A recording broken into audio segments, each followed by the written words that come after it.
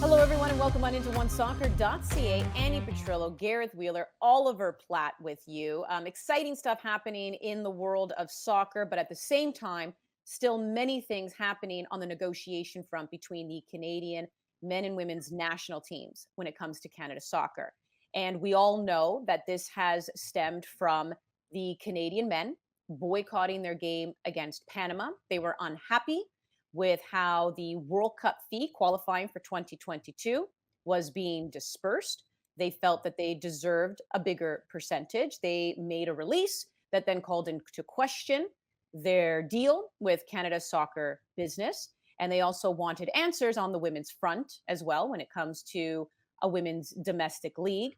The women, as we know, gentlemen, had also issued their own statement about that, calling on equal pay. An investigation was done by TSN's Rick Westhead. He released an article, you can find that, where he calls into question, or at least former board members do, how things were handled with Canada Soccer, right down to the hiring of coaches, to the elections and naming of other board members, which then prompted the men and women for the first time ever to issue this joint statement saying that they were disturbed by findings in this article. It is a very long statement. It is worth reading. But at the end of the day, or at the end of it all, I should say, the biggest thing here is they are now calling on Sport Canada to launch an investigation into Canada Soccer's governance practices. Gentlemen, we know this has been long-standing between the players and their federation. They feel that there has not been the transparency there that they would like. And now that the men and women have the negotiating power, Alistair Johnston said as much when he was on an interview with TSN. He said at the end of the day, the women have won gold. We have qualified for the World Cup. We have the ability now, right, to draw the line in the sand, so to say, to be like, listen, we need to know where this program is going. We need to leave it in a better place. And we feel that we have the most influence right here, right now. So everyone is issuing statements, gentlemen. They really are. So we're going to try and make sense of it. At the end of the day, though, Gareth, what questions do you want answered from Canada Soccer? Wow. Okay. There's a lot in this because there's a lot of complaints and a lot of issues from other sides. So let's try to focus a little bit. It's really a case of more money, more problems, most success, more problems. And now all this is coming into the public sphere. Let's look at the macro and not the micro here. Clearly, the players are looking for information. They're looking for clarity. And I think that right now, the most important thing for them in terms of the governance, in terms of the way that things work, is disclosure from the Canadian Soccer Association about all these things. Now, other than releasing a statement in response to Rick Westhead's piece, it seems like they want to have these conversations behind closed doors, because after all, this is a labor negotiation to a certain degree. The women still don't have their contract signed, and obviously the men doesn't sound like they're even close to coming away with their new contract either. So this is very much a labor negotiation. We've seen this in other sports, NBA, Major League Baseball, the NHL, and things get ugly. And what we've done is we've heard from the players in the court of public opinion. They're smashing it. Like, they're just crushing right now. And we're hearing very little in terms of these questions being answered by the Canadian Soccer Association.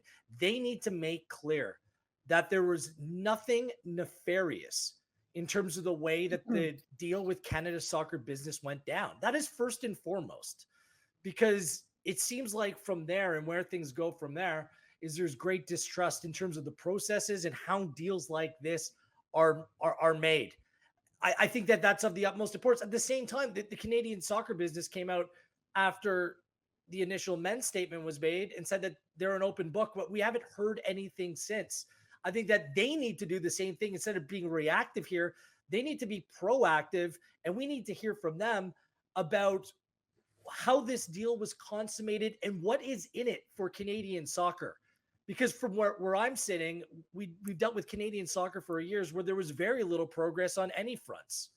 But now we have a men's professional league in this country. We believe that a women's league is upcoming as well. There's opportunities uh, for referees, coaches, administrators, marketers, broadcasters, journalists in this country now, because we're creating a Canadian soccer pyramid.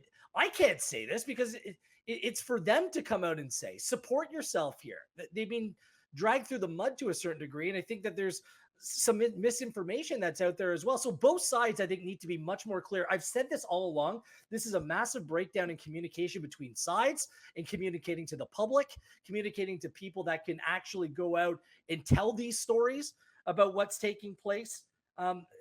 So the players have reason to believe, to be frustrated by the situation. If they're not getting the questions asked or answered that they're being asked right now. Now, their tactics in going public, I'm with Courtney James, an agent who I have a lot of time for, who spoke in Rick Westhead's piece. Airing your dirty laundry like this, everyone throwing it out there, former board members, disgruntled, whoever. Like, I don't think that this does anyone any good. But that's where we're at right now. And I think that all sides need to react. And based upon their actions going forward, based upon that is the state of play here right now. This is dirty. This is messy. This is very complicated. Stay out of the weeds, stick to the talking points, and make sure that you clear the air, that there is no wrongdoing from a governance perspective, from a business perspective, from a leadership perspective. If you take that out of the equation, then we can quibble about, the percentages and the dollars and how they're being allocated. But you need to take away that cloud of distrust or any idea that anything nefarious is going on. That's what needs to be answered. And that has to be answered as soon as possible. Yeah, I think there's two questions to answer, and they're pretty much the ones that the players asked in that statement, right? That's where we have to go next. One is about the integrity and the competence of the governance of Canada Soccer. They have to restore faith in that. And the second is questions around the process around how that CSB deal was entered into. So, look, the reality is right now that trust in the CSA is at an all-time low. There does not seem to be any faith from the players' sides in the CSA whatsoever. I don't see how we can move forwards here until that's fixed. Like, we can give our opinions and all these different things. We can talk about all the different elements of this. Until that relationship is fixed by whatever means it has to be fixed by, we're stuck here, right? We have two sides that don't trust each other. I also think that while this is a CSA issue, in my opinion, I agree with Wheels that the CSB needs to be more proactive and needs to address this head on and strengthen its own relationship with the players. I think, look, some of the people out there who are saying, including the former board member named in the TSN piece, who are basically saying pull the plug on the CSB deal at the earliest opportunity. Are you sure about that? Like, what happens then, right? And people need to think about that as well. I'm not saying for a second that the CSB should be free of any oversight or accountability. And of course, again, I think they need to be proactive in building that relationship with the players as a stakeholder. But when you talk about the CPL, the momentum we have right now to a women's league, the men qualifying for the World Cup, which, by the way, did not come for free. That's a costly process, that qualification campaign as well. All of those things that we've accomplished over the past 3 or 4 years, what happens if that CSB deal goes? That's my question, right? Maybe people have a better answer for it, but I'm pretty sure I can tell you now that, other networks, and take the broadcast side as an example, other networks may have interest in the national teams and the big games of the national teams. They're not showing every CPL game. I can tell you that much. So you need to be very, very careful what you wish for on that side and not rush into, I think, knee-jerk reactions. But at the same time, like I said, we're at a point where primarily the CSA, but also the CSB, we need to rebuild trust here. We can't move forwards in any way until there's people sitting on opposite sides of the table who feel like they can work together constructively. Yeah, Andy, just a couple. Sorry, if I could just jump in, because Canada Soccer is, the national teams are the crown jewels, but Canada Soccer is everything below, from coast to coast to coast in this country. There's an infrastructure, there's a pyramid there that needs to be supported. And through these pieces, I feel bad for Bev Priestman. The way that TSN piece framed things, it just made this Olympic champion manager, it just kind of made her kind of irrelevant aside, just pushed aside. She's an unbelievable coach, and this country is lucky to have her. I think that needs to be said. I feel bad for the Canadian Premier League because, they've been caught up in this in terms of the joint statement that was released by the players. I feel bad for them. When it comes to some of the things that they're asking for, this should be straightforward. Like, I've been part of board of directors for various charities and various groups in my life. And oftentimes when I sit on a board, I disagree with the things that are said, but there are minutes that are taken from every session, every meeting that has taken place. That is a must. That is a guarantee. There is going to be documentation about statements and feelings and votes. All of that can be disclosed, as well as the president of the Canadian Soccer Association before Dick Bontis up until 2020, who was overseeing Canada Soccer at the time where this deal was consummated, was Steve Reed. Now Steve Reed is a guy who by trade is a chartered accountant. And based upon, Canada Soccer staying above water in terms of the impact of COVID, a lot of that had to do with the intelligence and the bookkeeping of someone like Steve Reed in charge. I'm sure that all of that documentation in terms of the money, the ins and the outs, and how things were handled, that has to be taken care of. Like, the president was an accountant. Like, that has to be out there, and that needs to be shared with the players in order to gain that trust again and prove that nothing nefarious was taking place. And that seems to be the ultimate, I guess that's the ultimate topic, or ask, I should say, here by the players, right? Again, it is the governance of Canada Soccer. And a lot of players that I've been speaking to, while the CSB deal keeps getting mentioned, it doesn't even so much seem like they're upset with the CSB deal as much as they're upset with the terms of it, right? They feel that Canada Soccer could have negotiated better terms, better percentages. Like you said, Ollie, if you want to kind of come down to that, and you had mentioned it too, Garrett, that's one thing. It's not so much the deal. It's, why does the deal seem like it doesn't benefit Canada Soccer as much? That's part of governance. That's who's in charge. Then there was something else mentioned in the article, like, to your point about minutes. Certain minutes were not taken for a certain meeting because of equipment malfunction. Those are types of things that make you raise an eyebrow, a little bit as well. And to your point, Ollie, that has to be accounted for. You're right. That exactly. Needs to be accounted so for. They need to answer for that. And but Ollie, you're right about, be careful in saying you want to pull the plug. The one, former board member, again, I raised my eyebrow when they said that the CSB only gave just over $1 million during a pandemic year when nobody was making money, and that's their reason to pull the plug. I found to be kind of, really? So they still gave a 7-digit figure, but that's your reason to pull the plug on the deal? That makes no sense in a pandemic year when nobody was making money. And by the way, Andy, any of these, the CSB deal should be made clear. Like, this is not the World Cup rights. They are done completely separate. These are not the Olympic rights. These are like domestic games. These are Canadian Championship games, potential Women's League games, Canadian Premier League games, League One games, friendlies, gold cups are even negotiated separately. So this is a completely different deal. And speaking to industry insiders that have done deals in the soccer world, the basketball world, the hockey deal world, these deals are very difficult, and everyone's trying to show that there's value in your product. But at a time when broadcasters are looking to spend less, there's more and more cuts than ever, departments are being gutted, determining what that value actually is very difficult.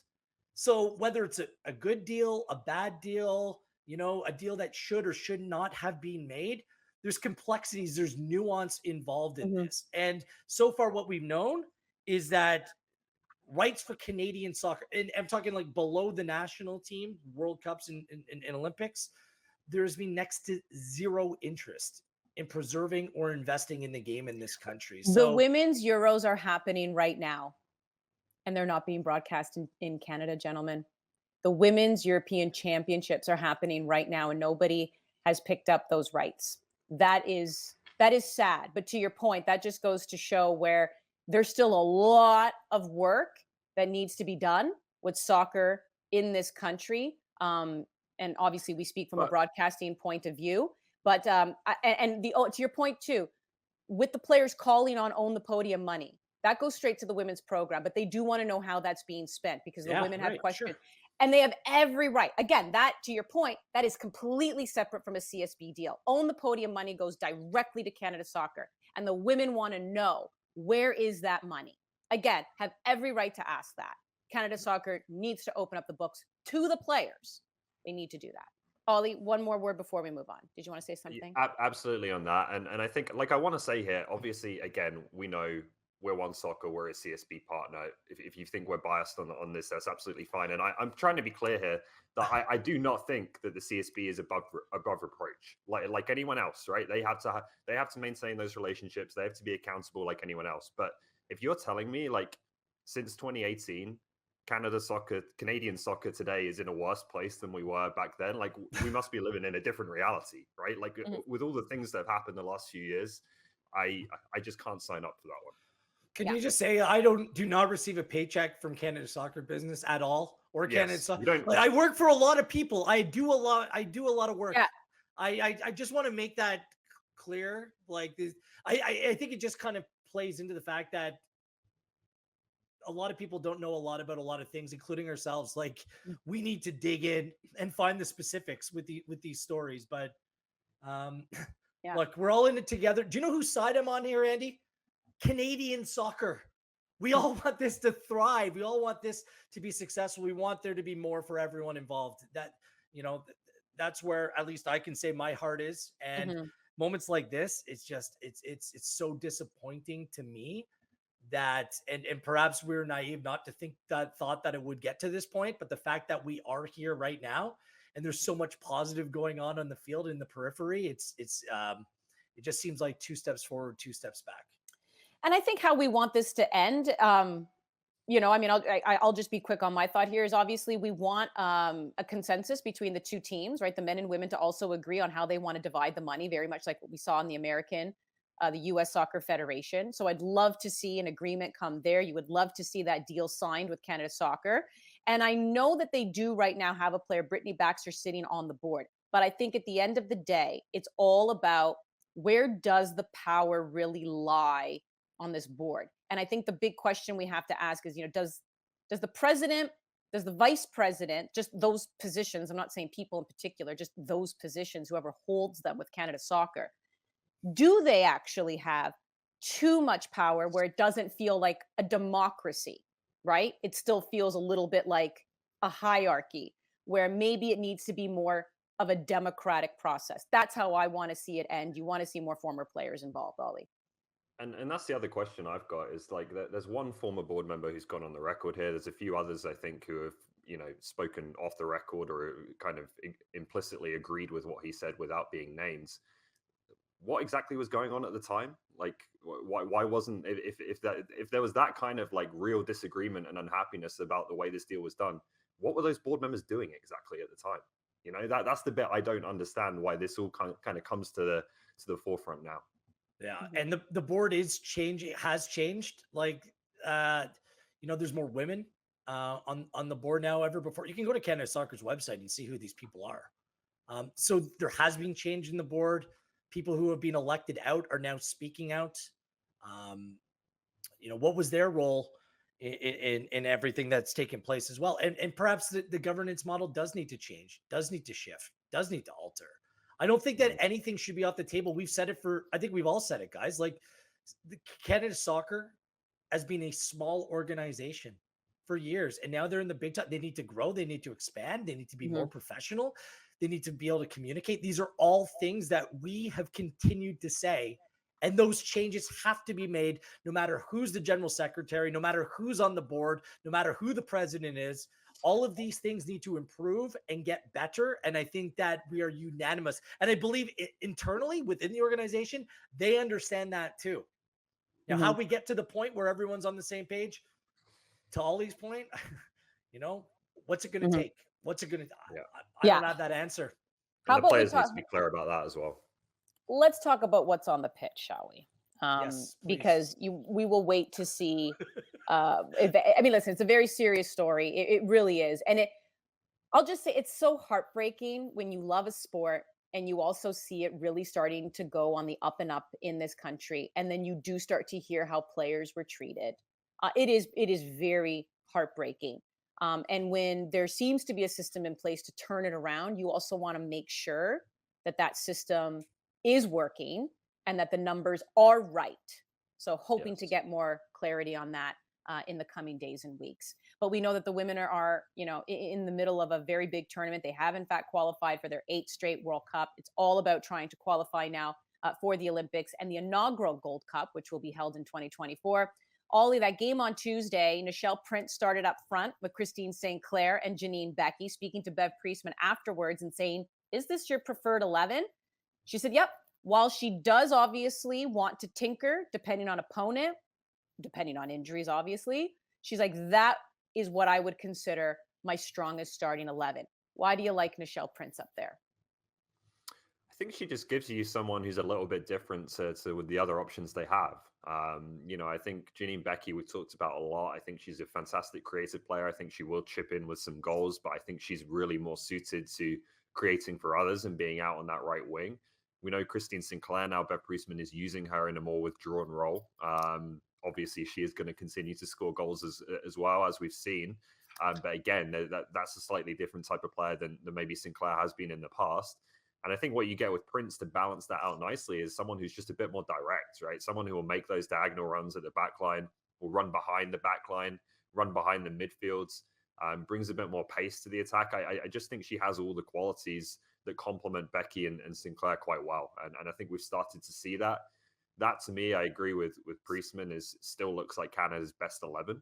The good thing now, the really positive thing I think for this group, is that you're starting to see more players on the bench, and obviously Julia Grosso has been the main one, start to knock on the door and question that a little bit, but also potentially be able to come off the bench and be real impactful players. And we know how important that's been. We saw it at the Olympics last summer. The ability to change the game in the second half has been massive for this group. I agree. Like I really like the profile of Prince. I also agree that the greatest strength in this Canadian team is the depth, strength in numbers, different players that can come in and affect the game in a different way. I am, though, guys, I'm not sure if you share this viewpoint. I'm a little disappointed that someone really hasn't taken it by the scruff of the neck and made that position their own. And I think that no matter what happens here in the remainder of this tournament, that needs to be solved. I would love to see someone take that step forward and be like, yeah, you can't keep him off the field. That's an automatic starter for this team heading into the World Cup in 2023. Make Bev Priestman's job that much easier, right? Like, Yeah. I don't think that anyone has been able to step up in that kind of way.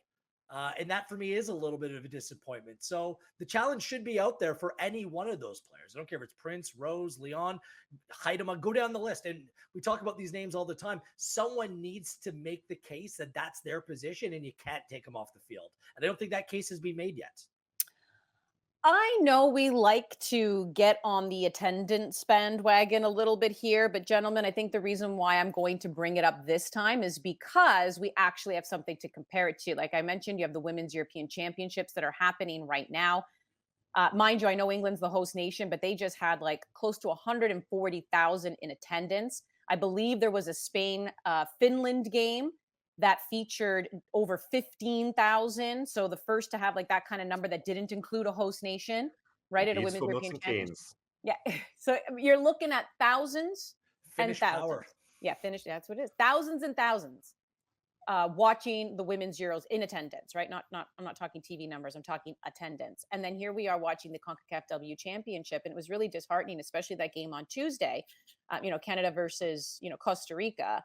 And, Gareth, I think you kind of said it best. You're like, am I watching the Olympics over again? Yeah. I didn't see one person in the stands. What is going on? Because we know the interest is there for women's soccer. I just mentioned the Euros. What is going on in Mexico? I feel bad for the players. Unfortunately, in this region, this is why tournaments like the W Championship and a number of these competitions have been put into place. So the women's game can be built up in some of these nations, which have been lagging behind. I'm so disappointed in the attendance for this tournament, especially these Canadian games in Mexico. It wouldn't happen in Canada. We had the most successful Women's World Cup on record in terms of attendance in 2015. I can't believe there isn't more just general interest to go and support these athletes. It's the players who suffer, right? Like, it's difficult playing in a cavernous stadium in front of no one. It has to be disheartening. I think that really this tournament for the foreseeable future, until the fan base, the willing fan base is built up in some of these other CONCACAF nations. This tournament needs to be played in Canada or the United States. And look, the selling of the tickets is one thing, but it's more providing an atmosphere for these exceptional athletes to compete in. It doesn't make for an easy watching at home on One Soccer or CBC or wherever. And you're just like, I want some atmosphere here. And you're just not getting it. I feel bad for everyone involved. I think that their heart was in the right place, putting these games in Mexico, but clearly it hasn't worked from a general interest perspective. Let's hope that these final games, there's much more support, but I've been exceptionally disappointed by that. I feel bad for the players. Yeah, it's a question I don't know the answer to, and I'd like to find out a little bit while I'm in Monterrey, like what exactly went on in terms of promoting those games. I got here yesterday and I saw ads on ESPN down here for the semifinal matches, so it seems like some marketing is being done and some attempts to promote it are being done. But quite frankly, looking at the crowds for those group stage matches, they were the type of crowds where you would have to actively not market the game at all to get that few people in the building. Like I'm really not sure what's going on there. Like I said, I'd like to find out and get some answers on that over the next week, but hopefully we see some improvement in the knockout stage. Let Canada host. We're great hosts. We support it.